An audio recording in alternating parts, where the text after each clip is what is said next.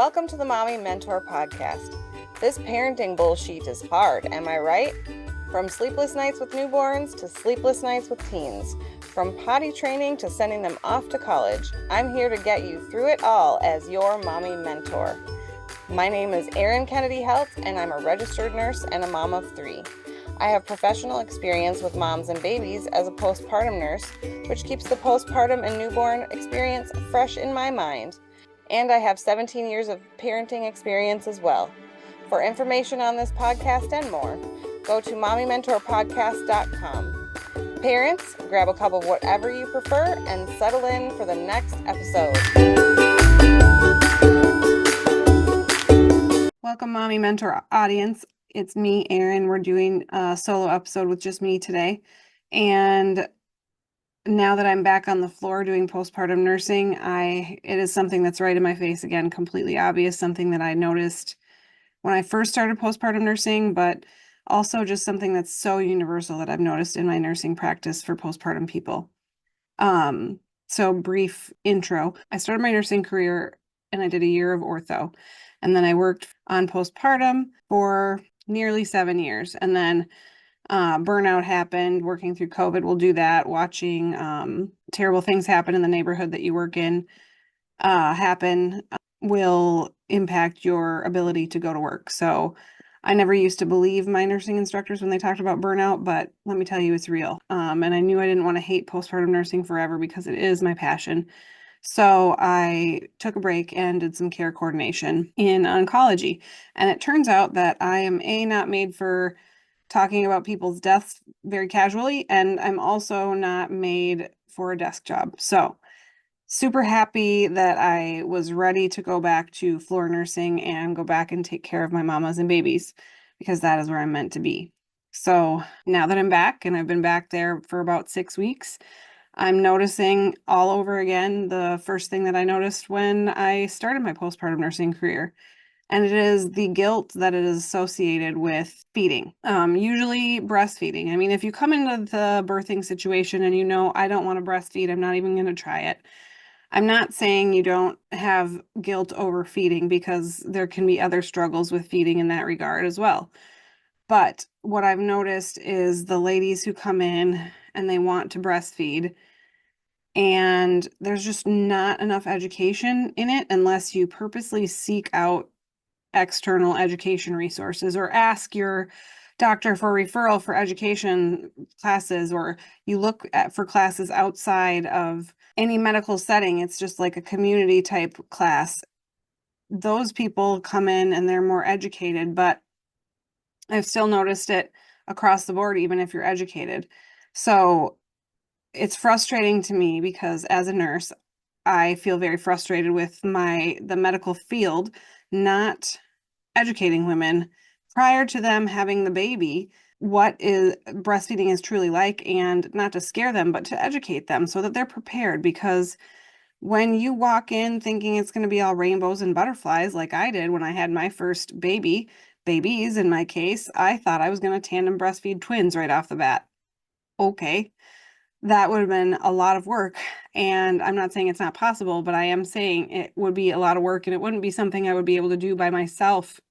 You know, I would have to at least have a second person there to hand me the second baby. But what I'm noticing is just the defeat in these moms' faces, the hopelessness, the anxiety that comes with all of it.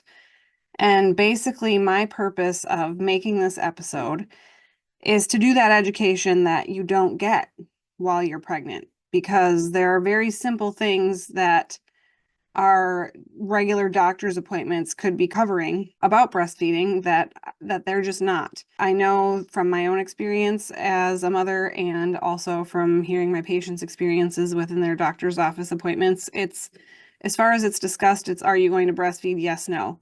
And that's about it. And I mean, you might get slightly more education if you see a nurse midwife, but I don't even know that they look at your nipples and tell you if they're, you may have problems just based on what your nipples look like. So I'd like to cover some education for new moms, pregnant moms, people who haven't had a kid before. Even if you have had a kid, even if you have breastfed before, you still might find this interesting and educational. Because my purpose and my intent in putting out this information is that you feel empowered and you are aware of what can happen and what does happen and how it is not the easiest thing in the world. And it's not all sunshine and butterflies, but that doesn't mean that it's not something that you can totally do. So that is my purpose of this episode, is to educate you, not to sway you away from breastfeeding. We know that science says that breastfeeding is best. Breast milk is a very great source of nutrition for your baby, and it is the gold standard of nutrition for your baby. We know that. However, I will never tell a mom that she should not feed her baby in the way that she sees fit. And if that is formula feeding, great. And if that is pumping and bottling your breast milk, wonderful. If that is using donor breast milk, you do you. I just want to make sure you feed your baby. That's what I am here for. And I'm also here to support moms in their goals, in how they want to feed their child. And this episode will focus heavily on breastfeeding, mainly because that is where I've noticed most of the not only physical struggles, but emotional struggles.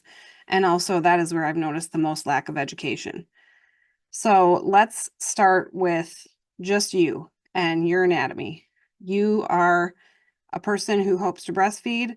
So let's start by looking at your breasts. Do your nipples avert, which means do your nipples stick out? Maybe they don't when they're relaxed, but are they capable of what we call everting? And the reason that that is important is because the baby has to have something to grab onto. You know, if it's just a flat surface, they can't grab onto anything. But if it's something, you know, that sticks out, they can grab onto it a little more. And actually, the nipple hitting the roof of their mouth in a certain spot activates a suck reflex for them. So it can be really troublesome when your nipples are very flat to get your baby to breastfeed. So there are a few tips and tricks that we can do to work with you to make sure that you are able to breastfeed, or at least able to attempt or to be as successful as you humanly possibly can if you have flat nipples. We can use a nipple shield, which is just something that's a plastic shield that has holes in it. So if there's milk coming out of your breast, it will go right into the baby's mouth. And what it does is it everts, it's something that you put on top of the nipple so that the baby can grab onto it. Like we talked about, that suck reflex. And so they're still getting the breast milk because they are at the breastfeeding, and they're getting the breast milk through that nipple shield because there is holes in the nipple shield. So your milk's coming out of your breast into the shield, into the baby's mouth. And the only additional step we need to add on top of that is, if you are using a nipple shield, we recommend that you pump your breasts after feedings, just because that stimulation is important to really drive your milk supply in. And when you have a barrier between your breast and the baby, the stimulation is decreased. And I'm specifically talking in the newborn phase here. My expertise, most of it is in the first 3 days of life, because that's when I see postpartum moms, is in the first 3 days of life, because I'm in the hospital taking care of them. And so when you need to pump, that can get really stressful, and you can work with your lactation nurse or your bedside nurse on how best to balance life and trying to get my supply to come in, because it can be really hectic when there's a lot of things going on, when you're breastfeeding the baby and then you have to pump and then you wash the pump parts, and it almost feels like by the time you're done doing all that, it's time to do it all over again. So there's ways to maximize your time. Have your partner help you as much as possible. Have whoever your support person is help you as much as possible, washing the pump parts, washing the nipple shield, getting everything ready for you, changing the baby's diaper, handing the baby to you. All those things that another person that can do, that's not the actual breastfeeding person. Ask for help with those things so that things become less stressful for the person who's doing the breastfeeding. And so that is one thing that could happen with your breasts. Sometimes baby is so small that their mouth cannot open and get around the nipple. And so that is something else to talk about and look at with your OBGYN before you have a baby. You might be able to investigate that ahead of time. So I highly encourage you guys out there, if you could have your OBs look at your breasts, and if you would plan to breastfeed and you're comfortable with them looking at your breasts and having a conversation about what could my possible challenges be based on just my anatomy alone.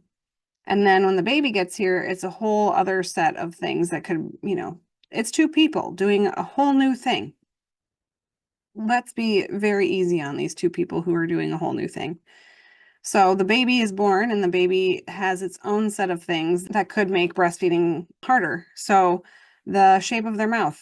Do they have a high palate? Because then that the roof of the mouth activation of the suck reflex is a little harder to achieve.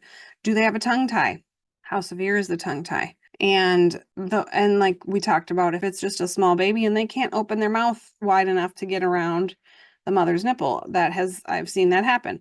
So my point in all of this is there are so many factors you can see that nobody has control over. I don't want moms to go into motherhood and have this be their first experience. They feel guilty. They feel stressed. They feel anxious because what does a mom want to do? They want to feed their baby.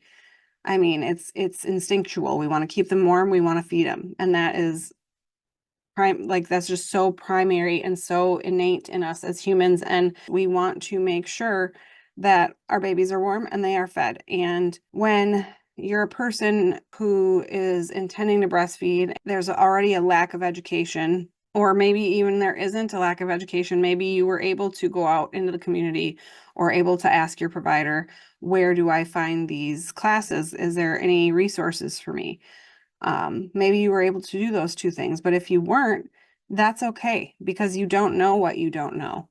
You don't know to ask for resources and education and things like that. And that's why I'm here. That's why I'm telling you now, because I don't want you to get to a place where you've had your baby and it gets hard and you feel like a failure in the first however many hours that your baby is alive. That is completely not what I want for you. And it is also not helpful for setting you up with a healthy viewpoint of motherhood and a healthy bonding experience with your baby, because that should really be the focus, is the bonding experience. And hopefully we can prevent mamas from feeling anxious and scared and defeated and hopeless because they are struggling with feeding their babies. I want you to know that even if it goes perfectly, even if breastfeeding goes perfectly, it is still challenging because your baby is born. And in the first hour or two, we call it the golden hour. They're very alert, very awake. They want to do all the things. Their eyes are open. They want to feed, and trying to initiate breastfeeding, if that's your intent, is important in that first couple of hours if you're medically able to do so. Sometimes moms, just for whatever medical reason, they can't do it at that very moment in the first 2 hours. But if you can, in the first 2 hours, putting baby to breast and getting baby going in the first 2 hours is great because they're very awake and alert because they have an adrenaline rush, just like you. They're like, woo, I did it. I'm out here. What's going on? They're excited. They're awake. They're alert. They're ready to feed. And then after that first 2 hours, they get really, really tired, just like you, because they were in there going through everything you were going through. Labor, delivery, all of that they were in there too. I know they weren't like physically pushing or they weren't the ones getting cut open, but they were in there. And they are exposed to all of that and they are exhausted as well. So in the first 24 hours, they hit a hard sleep phase. And you can have the hardest time to wake them up. And you can get them, we want to make sure they're naked down to their diapers and trying to just keep them awake in whatever way we can, undress them, change their diaper even if they don't need it, giving them small reminders about what they're supposed to be doing at the breast, like rubbing their feet, tickling their hands, blowing in their face gently. You can rub their head because the mom is generally holding the baby's head, so she can just rub the baby's head to give them a reminder of what they're supposed to be doing. But even if we get baby to breast and we get baby to open their mouth, they will often just sit there with their face on the breast and do nothing. Like their mouth is open and around the nipple, but they sit there. Why? Because they're tired. They don't want to do it. It's hard work. Their food was free. They're used to that. And as humans, even as newborns, we're going to do the easiest thing that we can do. So In those moments, they're very tired and they're like, not waking up to eat, girl. Tired. And we have to do everything we can to get them going. And so that's the baby alone, and that's not has nothing to do with you. And it can be so hard to get that baby to wake up in the first 24 hours. And then you hit that 24-hour mark where it's literally 24 hours from their birth time. And sometimes even when you're just like approaching the birth time. And what you'll notice is the closer you get to your birth time, 24 hours later, baby is hungry, baby is more active, baby is crying more. And I've had parents say to me several times, "What's wrong with my baby?" Nothing. Nothing is wrong. They're just noticing their food's not free anymore. It's not a direct feed from mom anymore, and they need to get on the ball and they need to eat. So they're crying, crying, crying because they want to eat all the time because they have noticed that they've gone that 24 hours without feeding very well. And they aren't going to want to feed as much as humanly possible after that 24-hour mark. So that's that cluster feeding or that second night phenomenon, if you've heard of that. And even babies who did super great with feedings up until the 24-hour mark, they still have that second night cluster feeding phenomenon happen. It's just innate in them. They know that they have to get on the ball and they better work for their food, or the reason they do that. And then they cluster feed. That cluster feeding, that frequent stimulation of the nipples. So any stimulation of the nipples, either with the baby's mouth or the breast pump, but the stimulation of the nipples is what causes the release of oxytocin in your body. And oxytocin is the hormone that makes milk. Now, oxytocin is also the hormone that makes your uterus contract. So you might notice when you're pumping or breastfeeding that you're having uterine contractions or cramps.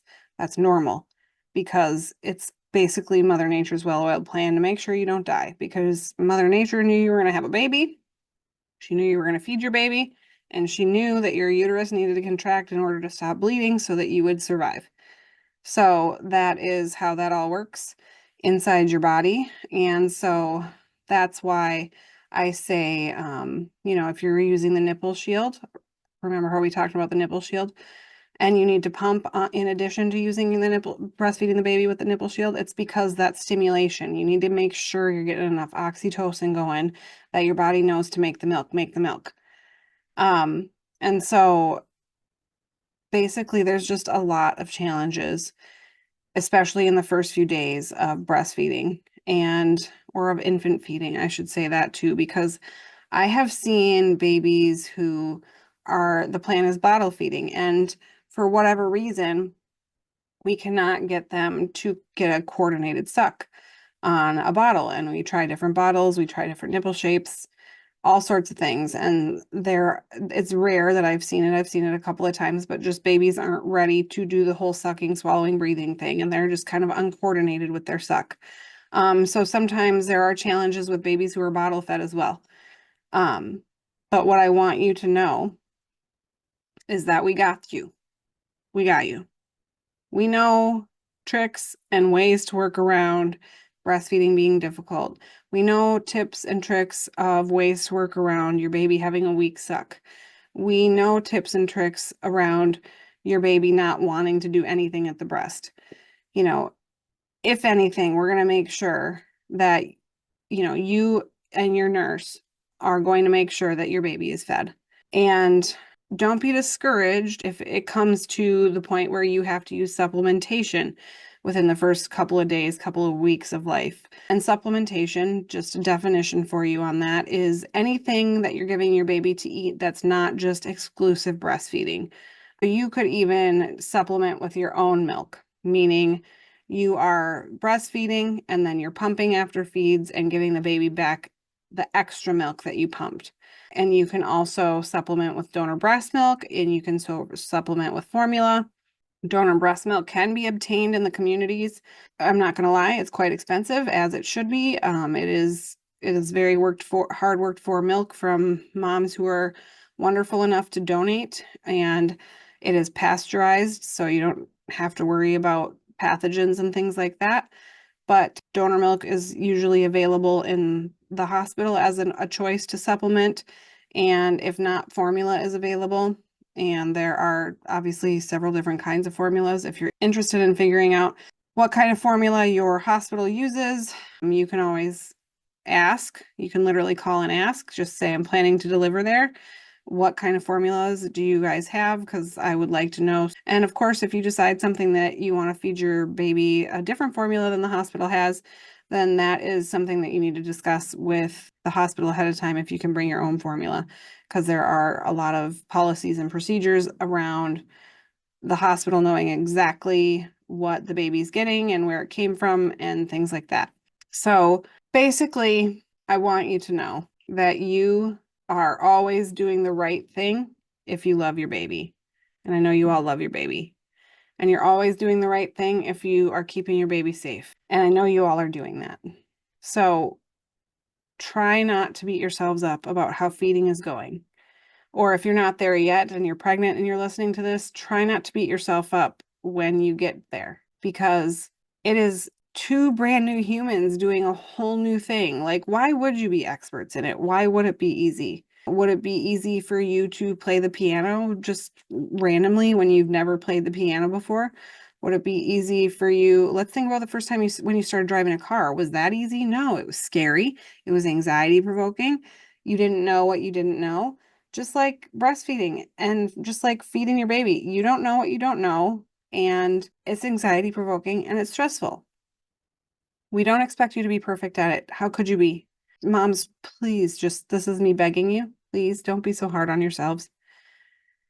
From one mom to another, I am always very hard on myself, but from one mom to another, please don't be hard on yourselves about this, because it is something you have basically no control over, and you're going to do everything you can do to make it successful. And if it ends up that it's successful, great. If it ends up that it's not successful or it's not 100% successful, I also want you to know that you're not a failure, because not everyone's bodies work the same and not everyone's lifestyle is the same as the other thing. You making the choice for what's right for you and your family and your baby is what's most important. We need to make sure that our families are taking care of themselves mentally, emotionally, and physically so that you don't crash and burn.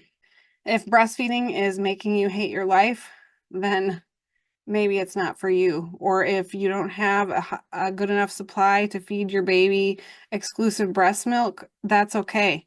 Supplement and make up the difference. Or if you just want to be done with it, be done with it. That's okay. This is purely your choice, moms.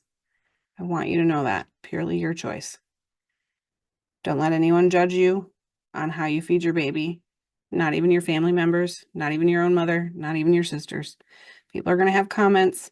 People always have comments.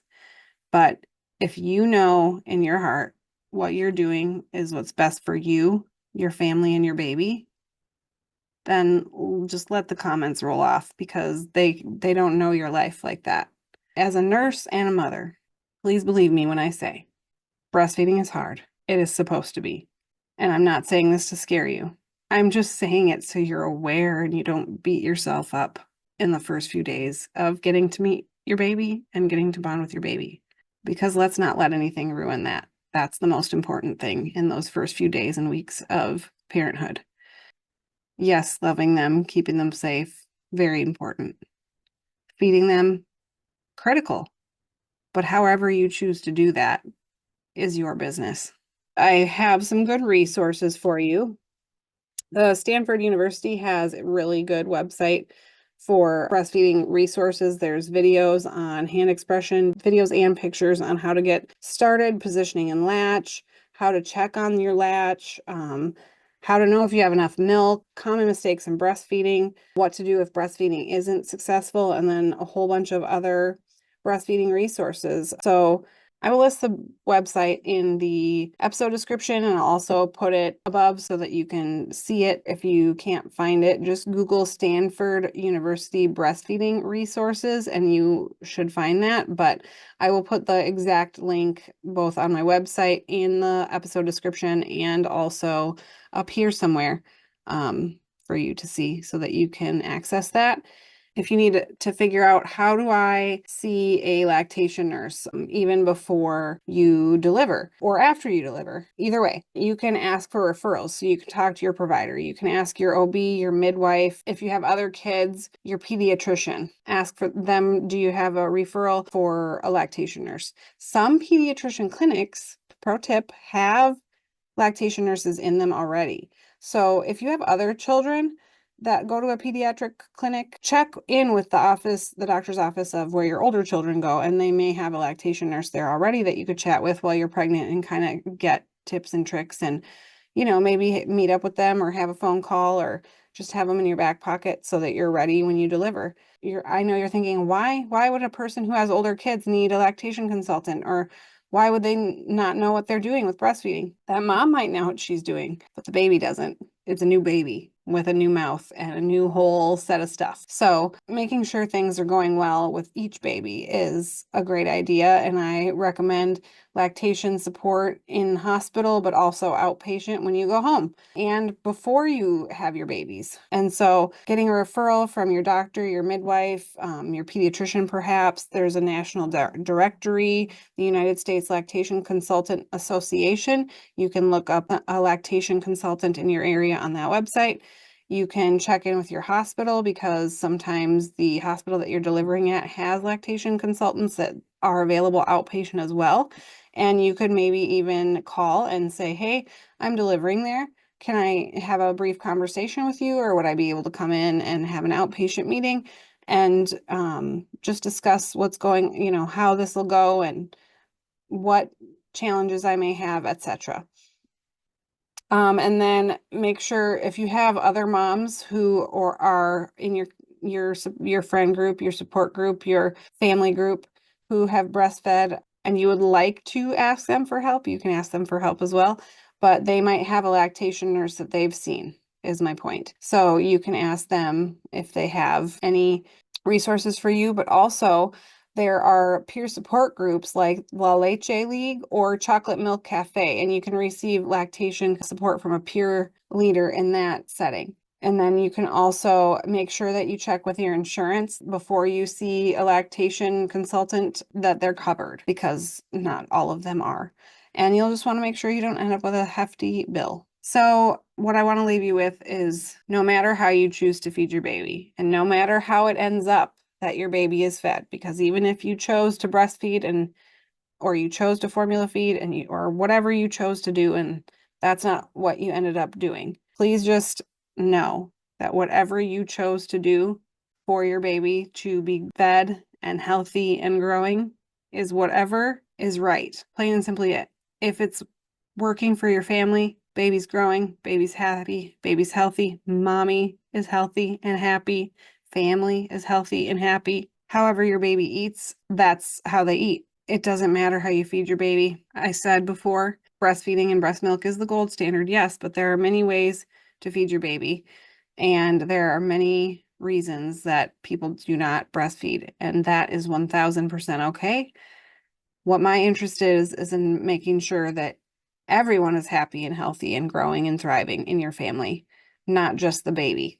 Anyway, mommies, I hope you have a good whatever time of day you're listening. Safe parenting out there.